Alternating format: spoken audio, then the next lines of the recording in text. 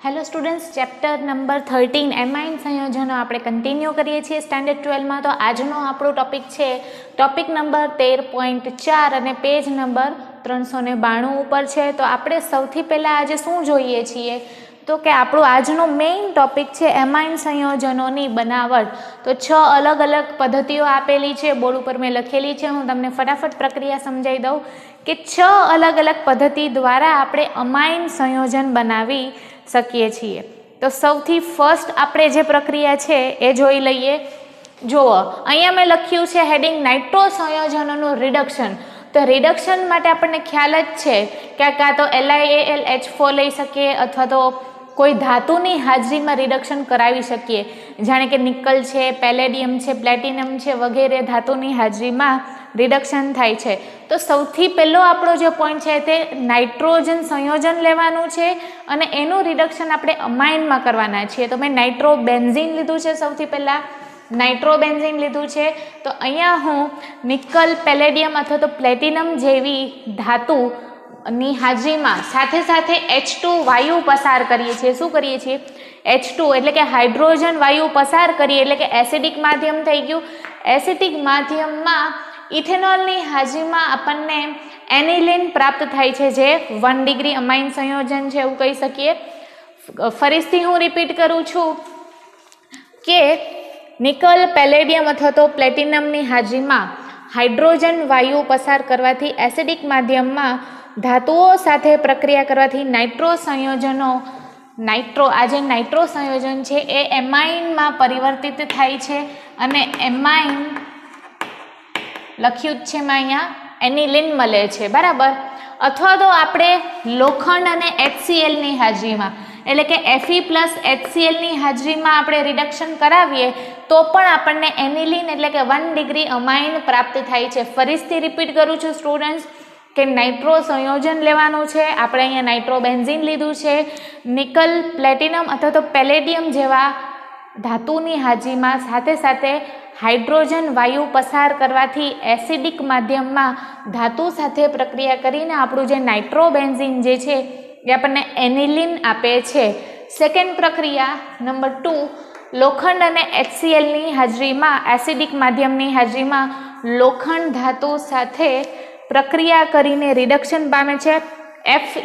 FeCl2 જળ વિભાજન પામે છે। અહીં આપણે જોઈએ ને તો લોખંડ લીધું છે, નકામું લોખંડ, અને હાઇડ્રોક્લોરિક એસિડમાં રિડક્શન થાય છે। FeCl2નું જળ વિભાજન પામીને હાઇડ્રોક્લોરિક એસિડ મુક્ત કરે છે અને આવી જ રીતે બહુ વધારે માત્રામાં હાઇડ્રોક્લોરિક એસિડની જરૂર પડતી નથી, થોડા જ HClની હાજરીમાં થઈ જાય છે। તો આ રિએક્શન થોડીક ઇમ્પોર્ટન્ટ છે એટલે હું અહીંયા સ્ટાર કરી દઉં છું। રીઝન શું છે કે નકામું લોખંડ લીધું છે એટલે કે સસ્તી બનશે આ રિએક્શન, સાથે સાથે આ જે HCl લઈએ છીએ એનો જથ્થો બહુ જ ઓછા પ્રમાણમાં વપરાય છે એટલે આ થોડુંક બજેટ ફ્રેન્ડલી છે અને ઓછા ભાવે આપણને નાઇટ્રોબેન્ઝીનમાંથી એનિલિન એટલે કે અમાઇન સંયોજન પ્રાપ્ત થાય છે। હવે આપણે પ્રક્રિયા નંબર 2 જોઈએ, એમોનોલિસિસ। ઓકે, તો એમોનોલિસિસ સમજી લઈએ કે અહીં આપણને સ્ટુડન્ટ્સ કાર્બન અને હેલોજન એટલે કે હેલાઇડ સંયોજન છે, બેન્ઝાઇલ હેલાઇડ હોઈ શકે અથવા તો આલ્કાઇલ હેલાઇડ સંયોજન। હવે આ આલ્કાઇલ હેલાઇડ સંયોજન એટલે કે C અને X વચ્ચે જે બંધ છે એ NH2 એટલે કે કેન્દ્રનું રાગી પ્રક્રિયક દ્વારા એ કાર્બન અને હેલોજન વચ્ચેનું બંધ તોડવામાં આવે છે અને આ બંધ તોડવા માટે કોણ જવાબદાર છે તો કે અમોનિયા જવાબદાર છે। અમોનિયામાંનો NH2 કેન્દ્રનું રાગી પ્રક્રિયક તરીકે વર્તે છે અને એ આ કાર્બન અને હેલોજનનો બંધ તોડે છે। તો અહીંયા પ્રક્રિયા જોઈ શકીએ છીએ કે CH3NH2X એટલે કે આ કાર્બન અને હેલોજનનું બંધ તૂટી ગયું છે અને ત્યાં કોણ આવી ગયું તો કે NH2 આવી ગયું છે અને આ પ્રક્રિયાને આપણે એમોનોલિસિસ કહેશું। કઈ પ્રક્રિયા તો કે NH2 કેન્દ્રનું રાગી પ્રક્રિયક દ્વારા અમોનિયામાંના કેન્દ્રનું રાગી પ્રક્રિયક દ્વારા કાર્બન અને હેલોજન વચ્ચેનો બંધ તોડવામાં આવે છે અને એ હાઇડ્રોજન કોના દ્વારા વિસ્થાપિત કરવામાં આવે છે? કેન્દ્રનું રાગી પ્રક્રિયક દ્વારા એટલે કે NH2 દ્વારા વિસ્થાપિત કરવામાં આવે છે અને આને એમોનોલિસિસ પ્રક્રિયા કહેવામાં આવે છે। ફરીથી એકવાર રિપીટ કરું છું કે અહીં આલ્કાઇલ હેલાઇડ કાર્બન અને હેલોજનનો બંધ તૂટે છે એમોનિયામાંના NH2 નામના કેન્દ્રનુરાગી પ્રક્રિયક દ્વારા. આ અહીંયા એટેક કરે છે, આ બંને વચ્ચેનો બંધ તૂટે છે અને NH2 અહીં આવી જાય છે. આમાંથી કોણ અહીંયા આવે છે તો કે NH2 આવે છે. તો આ NH2 આપણો શું થયો? કેન્દ્રનુરાગી પ્રક્રિયક થયો. અને આ કેન્દ્રનુરાગી પ્રક્રિયક કાર્બન અને હેલોજન વચ્ચેનો બંધ તોડે છે, એ હાઇડ્રોજનને વિસ્થાપિત કરે છે. એટલા માટે આપણે આને એમોનોલિસિસ પ્રક્રિયા કહીએ છીએ. હવે આપણે જોઈ શકીએ છીએ કે મેં એક સેકન્ડ પ્રક્રિયા લીધી છે ethanamine, CH3 CH2 NH2. Alkyl halide આપણે ઉમેરીએ છીએ CH3X, એટલે મેં Cl લીધો છે. મેં બાદ કરાવ્યું છે HCl. તો H કયો જશે સ્ટુડન્ટ્સ? તો આમાંનો એક H જશે, ઓકે, અને આ Cl જશે. ખ્યાલ આવે છે? તો અહીંથી સ્ટુડન્ટ્સ જ્યારે હું એક H દૂર કરું છું તો એ NH2 માંથી થઈ જશે ઓનલી NH. ખ્યાલ આવે છે? અને આ Cl ક્યાં આવી જશે? અહીં આવી જશે. એટલે અહીંયા Cl દેખાય આપણને, એટલે કે એક હાઇડ્રોજનનું વિસ્થાપન કોના દ્વારા કરવામાં આવ્યું? Cl દ્વારા કરવામાં આવ્યું. તો અહીંયા આપણને N મિથાઇલ ઇથેનેમાઇન મળે છે. યાદ રાખજો આ 1 ડિગ્રી છે, પછી આપણને 1 ડિગ્રીમાંથી 2 ડિગ્રી મળે છે. આ પ્રક્રિયા રિપીટ થઈ છે. ફરીથી CH3Cl એડ કરીએ છીએ અને HCl દૂર થાય છે. HCl દૂર કરવા માટે હું આ એક Cl દૂર કરીશ અને આ H દૂર કરીશ. તો આ HCl દૂર થઈ ગયું સ્ટુડન્ટ્સ. તો અહીંયા આપણે જોઈએ તો CH3 CH2N, કારણ કે આ H અને Cl દૂર થઈ ગયા છે. આ હાઇડ્રોજનનું વિસ્થાપન થઈ ગયું છે. અહીંયા CH3 આવી ગયું અને અહીંયા CH3 આવી ગયું. ખ્યાલ આવે છે તમને કે આપણને NN ડાયમિથાઇલ ઇથેનેમાઇડ પ્રાપ્ત થાય છે 1 ડિગ્રી એમાઇડમાંથી. બરાબર. હવે આપણને 3 ડિગ્રી મળી ગયું. આ 2 ડિગ્રી હતું, આ 3 ડિગ્રી છે. પછી આપણે એમાં CH3Cl એડ કરાવીએ તો શું દૂર થશે સ્ટુડન્ટ્સ? તો અહીંયા તમે જોઈ શકો છો કે N થઈ ગયું અને CH3 એડ થયું છે. ખ્યાલ આવ્યો તમને? અને HCl નો આ જે Cl જે છે એ અહીંયા લાગી ગયો છે, એટલે CH3Cl એક વધારાનું એડ થઈ ગયું. આ આપણો ચતુર્થક કહેવાય છે અને ચતુર્થકને આપણે એમોનિયમ ક્ષાર પણ કહી શકીએ છીએ. આ પ્રક્રિયા કઈ રીતે પૂછાય છે? તો કે એમોનોલિસિસ. અને પ્રક્રિયા પૂછાઈ શકે કે 1 ડિગ્રી અમાઇનમાંથી ચતુર્થક એમોનિયમનો ક્ષાર મેળવો અથવા તો પ્રાપ્ત કરો. તો આ પ્રક્રિયા હશે. સૌથી પહેલાં સ્ટુડન્ટ્સ 1 ડિગ્રી અમાઇન લીધું છે, આલ્કાઇલ હેલાઇડ ઉમેર્યો છે, હાઇડ્રોક્લોરિક એસિડ દૂર કરવામાં આવે છે. 1 ડિગ્રીમાંથી આપણને 2 ડિગ્રી મળે છે, 2 ડિગ્રીમાંથી 3 ડિગ્રી મળે છે અને 3 ડિગ્રીમાંથી આપણને લાસ્ટમાં ચતુર્થક અમાઇન એમોનિયમનો ક્ષાર મળે છે. તો આ હતું એમિનોલિસિસ પ્રક્રિયા. એમિનોલિસિસ પ્રક્રિયામાં આપણને જે 4 ડિગ્રી એમોનિયમનો ક્ષાર પ્રાપ્ત થયો છે એને આપણે જલીય સોડિયમ હાઇડ્રોક્સાઇડ સાથે પ્રક્રિયા કરાવીએ છીએ અને સાથે સાથે સોડિયમ ક્લોરાઇડ એડ કરીએ છીએ. તો અહીંયા જે N છે, બરાબર, એ NH2 થઈ જશે. CH3 NH2 અને પાણી દૂર થાય છે. ખ્યાલ આવે છે તમને? તો ચતુર્થક અમોનિયમ ક્ષારમાંથી પણ આપણને એમોનોલિસિસ પ્રક્રિયામાંથી ક્ષારનું મિશ્રણ આપે છે. જો કે વધુ પડતા એમોનિયાનો ઉપયોગ કરવાથી મુખ્ય નિપજ તરીકે પ્રાથમિક અમાઇન મળે છે. તો અહીંયા આપણે જોઈ શકીએ છીએ કે પ્રાથમિક અમાઇન ફરીથી મળી ગયો અને હેલાઇડ સમૂહના પ્રતિક્રિયાત્મકતાનો જે ક્રમ છે એ RI greater than RBr greater than RCl આપેલો છે. RI R ઇન કેસ જો MCQમાં પૂછાય પ્રતિક્રિયાત્મકતાનો ક્રમ તો આ છે. ફરીથી રિપીટ કરું છું, એમોનોલિસિસ એટલે કાર્બન અને હેલોજન, આ જે કાર્બન અને હેલોજન વચ્ચેનો બંધ તોડવાનો છે કેન્દ્રનુરાગી પ્રક્રિયક NH2 દ્વારા. આલ્કાઇલ હેલાઇડમાંનો કાર્બન અને હેલોજન વચ્ચેનો બંધ તોડવામાં આવે છે, હાઇડ્રોજનનું વિસ્થાપન કરવામાં આવે છે અને એને આપણે એમોનોલિસિસ પ્રક્રિયા કહીએ છીએ. જેમાં આપણે 1 ડિગ્રીમાંથી 2 ડિગ્રી, 2 ડિગ્રીમાંથી 3 ડિગ્રી અને 3 ડિગ્રીમાંથી 4 ડિગ્રી એટલે કે ચતુર્થક અમોનિયમ ક્ષાર પ્રાપ્ત કરીએ છીએ. અને એમાં આપણે વધારે માત્રામાં જો NaOH અને NaCl ઉમેરીએ તો ફરી પાછો આપણને 1 ડિગ્રી પ્રાપ્ત થઈ જાય છે. તો આપણી સેકન્ડ પ્રક્રિયા હતી અમાઇન બનાવવાની. હવે આપણે પ્રક્રિયા નંબર 3 જોઈએ, નાઇટ્રાઇલનું રિડક્શન.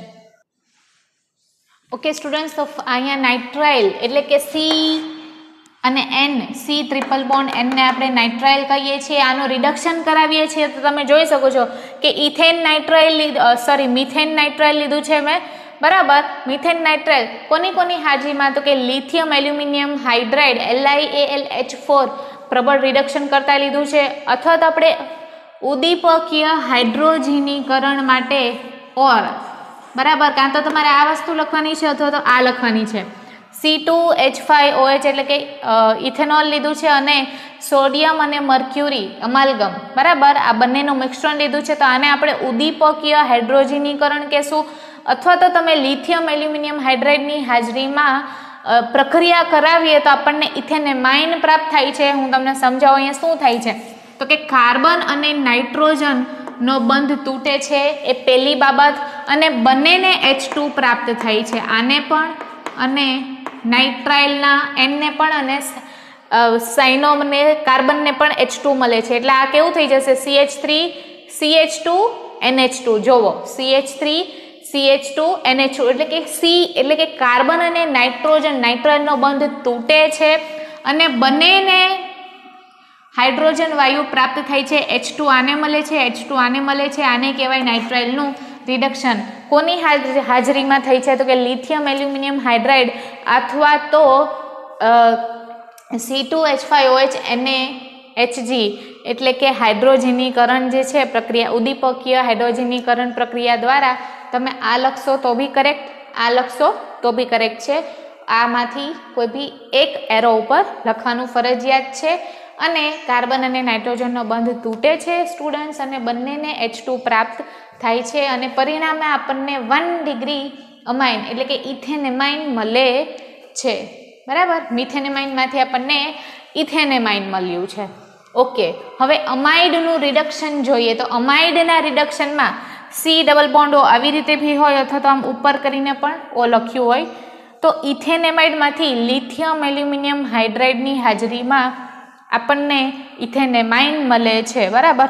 તો અહીંયા પણ આપણે જોઈએ તો ઓક્સિજન દૂર થઈ ગયો છે, ને આ કાર્બન ઉપર H2 અટેક કરે છે. તો આ થઈ ગયું CH3CH2 NH2. આને કહેવાય ઇથેનેમાઇન પ્રક્રિયા. કાર્બન દૂર થાય છે, સી અને CO બંધ તૂટે છે અને હાઇડ્રોજન કાર્બન સાથે જોડાય છે. તો આ હતી આપણી ચોથા નંબરની પ્રક્રિયા, અમાઇડનું સંયોજન. નેક્સ્ટ પ્રક્રિયા જોઈએ આપણે સ્ટુડન્ટ્સ, ગેબ્રિયલ થેલેમાઇડ. અહીંયા આપણે થેલેમાઇડ લેવાનું છે અને થેલેમાઇડની પ્રક્રિયા કરવાની છે. સૌથી પહેલાં ઇથેનોલીય પોટેશિયમ હાઇડ્રોક્સાઇડ ઇથેનોલિક KOH સાથે આપણે જ્યારે થેલેમાઇડની પ્રક્રિયા કરાવશું સ્ટુડન્ટ્સ તો આપણને પોટેશિયમ ક્ષાર મળવાનો છે. અહીંયા K+ જોઈ શકીએ જ ને આપણે, એટલે આ શું છે, પોટેશિયમ ક્ષાર છે, K+ નો ક્ષાર મળે છે. પછી આપણે આલ્કાઇલ હેલાઇડ, તો તમે CH3Cl પણ લઈ શકો ઓર તમે CH3CH2Cl લઈ શકો. તો આ આલ્કાઇલ હેલાઇડ સાથે પ્રક્રિયા કરીએ છીએ તો N આલ્કાઇલ થેલેમાઇડ મળશે પ્લસ NaOH કરતાં આપણને 1 ડિગ્રી અમાઇન પ્રાપ્ત થાય છે. આ થઈ ગયું આપણું ગેબ્રિયલ થેલેમાઇડ અને આ ઇમ્પોર્ટન્ટ છે, પૂછાય છે ઘણી બધી વાર. તો આમાં આપણે શું લીધું છે, તો કે થેલેમાઇડ લીધું છે. થેલેમાઇડને કોની સાથે પ્રક્રિયા કરાવી, તો કે ઇથેનોલિક KOH સાથે પ્રક્રિયા કરાવી. તો આપણને પોટેશિયમ ક્ષાર પ્રાપ્ત થાય છે. એટલે અહીંયાનો જે હાઇડ્રોજન છે એ કોના દ્વારા વિસ્થાપિત થાય છે, પોટેશિયમ દ્વારા થાય છે. અહીંયા હાઇડ્રોજનની બદલે K+ આવી ગયું. એમાં આપણે શું ઉમેરીએ છીએ, તો કે આલ્કાઇલ હેલાઇડ ઉમેરીએ છીએ. તો આલ્કાઇલ હેલાઇડ ઉમેરવાથી K દૂર થાય છે અને ત્યાં આલ્કાઇલ મળે છે. આલ્કાઇલ એટલે કે અથવા તો CH3 અથવા તો CH3CH2 મિથાઇલ અથવા તો ઇથાઇલ. પછી આપણે NaOH ઉમેરીએ તો શું થાય છે, આ O બંને જગ્યાએ જાય છે એટલે કે ONA અને ONA મળે છે આપણને, પ્લસ આપણને 1 ડિગ્રી અમાઇન છૂટો પડતો દેખાય છે. તો આ આપણો મેઇન પ્રોડક્ટ છે. પણ ગેબ્રિયલ થેલેમાઇડમાં ઘણીવાર એવી પ્રક્રિયા પૂછાઈ છે કે ચક્રીયમાંથી તમે 1 ડિગ્રી અમાઇન પ્રાપ્ત કરો. તો અહીં આપણે લખવાનું છે એવી પ્રક્રિયા જો આપેલી હોય તો આપણે એવું લખવાનું છે કે ગેબ્રિયલ થેલેમાઇડ દ્વારા આપણને 1 ડિગ્રી અમાઇન પ્રાપ્ત થશે આલ્કાઇલ હેલાઇડની હાજરીમાં, પણ એરાઇલ વાળું પ્રાપ્ત થતું નથી. બરાબર છે કે એરોમેટિક પ્રાથમિક એમાઇન બનતા નથી. એરોમેટિક એટલે કેવા? ચક્રીય. બરાબર, તો હું અહીંયા લખી દઉં છું કે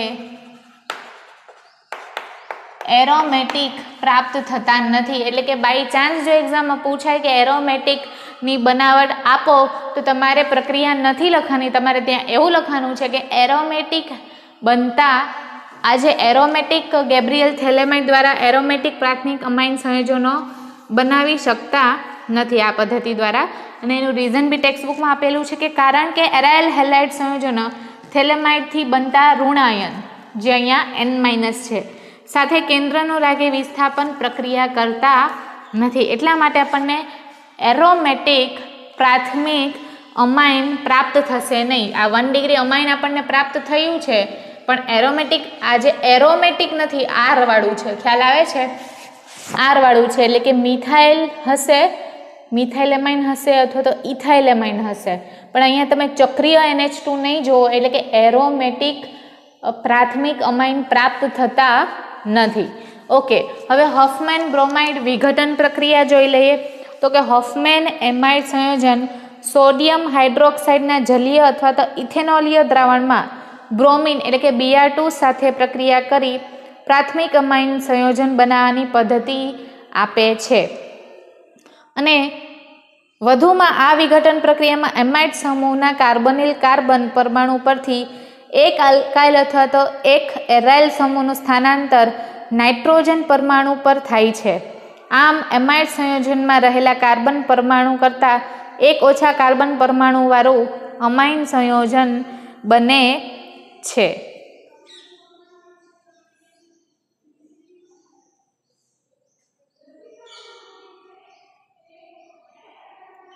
ઓકે, તો પ્રક્રિયા જોઈ લઈએ.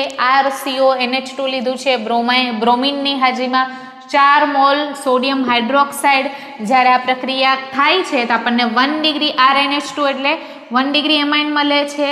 બરાબર, RNH2. આ Na સાથે આ CO 3 થઈ જશે, એક આ અને એક આ, એવી રીતે. બરાબર, એટલે કે સોડિયમ કાર્બોનેટ મળે છે પ્લસ 2 મોલ NaBr, અને આ સોડિયમ સાથે કોણ અટેચ થાય છે? Br અટેચ થાય છે, પ્લસ 2 મોલ પાણી પ્રાપ્ત થાય છે. તો આ પણ એક ઇમ્પોર્ટન્ટ પ્રક્રિયા છે, હોફમેન પ્રક્રિયા. બરાબર, હોફમેન બ્રોમાઇડ પ્રક્રિયા. તો બધી જ પ્રક્રિયા કરવાની છે સ્ટુડન્ટ્સ, પણ વધારે ગેબ્રિયલ થેલેમાઇડ પૂછાય છે એની શક્યતા વધારે છે. તો એમાં આપણે ખાસ યાદ રાખવાનું છે કે એરોમેટિક 1 ડિગ્રી અમાઇન પ્રાપ્ત નથી થતા, આલ્કાઇલ વાળા પ્રાપ્ત થાય છે. તો અહીંયા બધે જ તમે જોઈ શકો છો કે આપણને અમાઇન સંયોજન મળ્યા છે. તો આ ટોપિક આપણે અહીં પૂરું કરીએ છીએ, અમાઇન સંયોજન વાળું. કોયડો 13.2 અને 13.3 જાતે કરવાનો રહેશે તમારે.